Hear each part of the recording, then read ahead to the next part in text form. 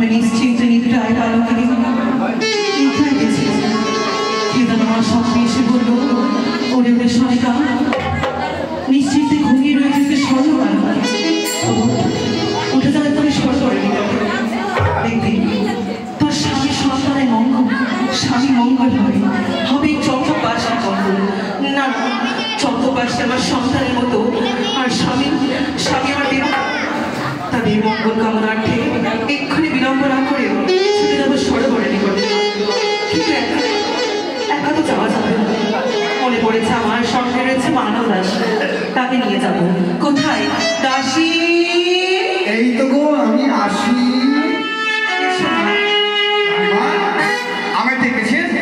হ্যাঁ ডেকেছি মা তোমাকে। কেন জানো? জানি জানি। জানো? আচ্ছা বলো তো কি? আপনি বলবেন কবে? তো এখনই বললে জানো? ও ডাকলে দিতে জানি। এই দাসটা আমার ছোটবেলা থেকে কাজ করে, বুড়ি হয়ে গেছে এখন। আচ্ছা দাসী বলেন, তুমি এখন কোথায় ছিলে দাসী? আর বললেন না? তাহলে কেন, কি হয়েছে? শুধু সংসারে কাজ আর কাজ আর কাজ। আমি কোথায় ছিলাম জানেন? বলো দাসী। ওই বাড়ির বাইরে এত বড় বড় গোল করছি। কিসের গোল?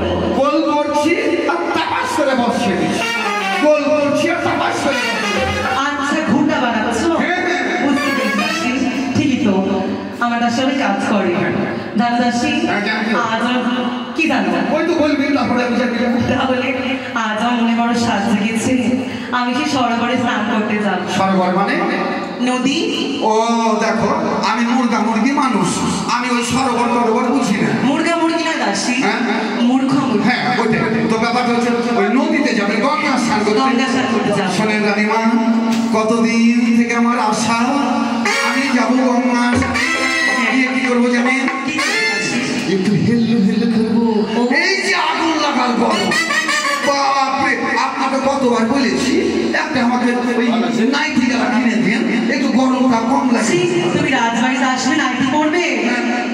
না গরমে পড়বো, এই গরম হবে শাড়ি করে আমার লেগে।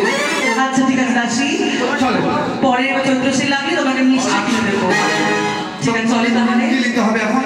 এখন কোলে একটা কাকে একটা কলসি নাও আর চলো। ও কলসি আর গামছা, গামছা, সাবান, শ্যাম্পু যা লাগে সবই নিয়ে নিচ্ছি, কিন্তু এখন কলসি পাবো।